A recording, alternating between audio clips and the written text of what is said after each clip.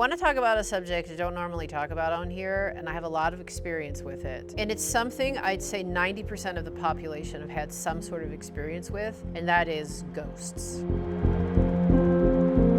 Being psychic my entire life, I've had experiences with ghosts since I was a kid. I grew up in an old house that was a barn, and when you went out into the hallway at night, you heard all kinds of noises, and the building was alive. And as I grew up and moved into lots of different houses and apartments and stayed in hotels, I constantly was having experiences with spirits trying to communicate with me. Some were pleasant, but most of them were just okay, and some were downright terrifying. I think it's something that people don't particularly like to talk about because it's weird and off-putting, and it's better to have an opinion of out of sight, out of mind. But if you are a person who is experiencing paranormal activity in your home or office, or even if you've gone somewhere on vacation, it's important to acknowledge that that is a real thing that's happening to you, and why is that happening to you? So there's different types of paranormal activity. Some is like an imprint. If a person in some time frame did a repetitive action over and over again, there'll be an energetic imprint, and maybe at 3 o'clock every single day a spirit will walk through the room. Another type of energetic and paranormal activity is when the soul splits a little bit. Maybe there is a traumatic accident and some sort of piece of the person is left behind. For example, I lived in a house where I believe in one room somebody found a child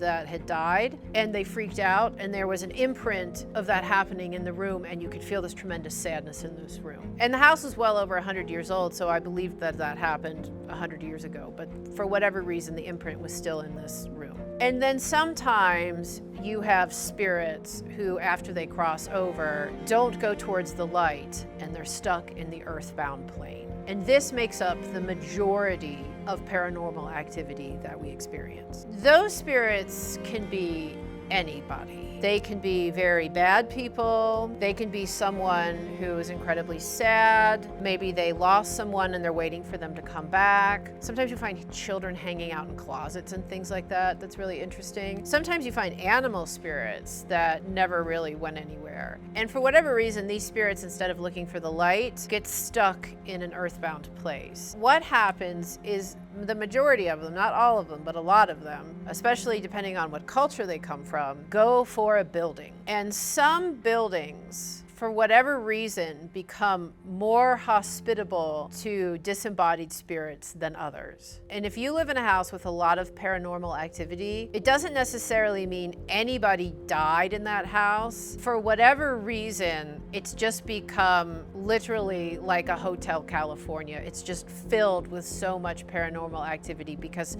spirits from all over will gravitate. They know where to go. They talk to each other and they literally get directions and find different houses. A certain type of spirit will go look for a house that fits its energy. Same with you looking for a group of friends. You want to find a like-minded group of people to be with. And disembodied spirits are no different. And they can move from house to house if they want to, but for a lot of them it's really scary outside. Buddhists have a philosophy called the hungry ghost, and those are spirits that had a lot of addiction problems. Spirits like that will go to places where there's a lot of toxic or heavy energy. You'll find a lot of spirit activity around people indulging their addictions, bars, or if people are using drugs in a house, you find a lot of spirit energy like that. Pretty much every house has some sort of spirit energy in it. It's just some of them are more rowdy and rambunctious and, quite frankly, sometimes terrorizing than others. And sometimes the spirits are creepy in some of these rooms. They try to touch you. They can be kind of pervy, actually. So if you've ever had that experience, you need to know that it's actually very legitimate. And some of them try to form relationships with you. I get more and more careful about picking places that I even spend the night at, because if the energy, I'll pendulum or something to check to make sure if I'm going to get an okay place.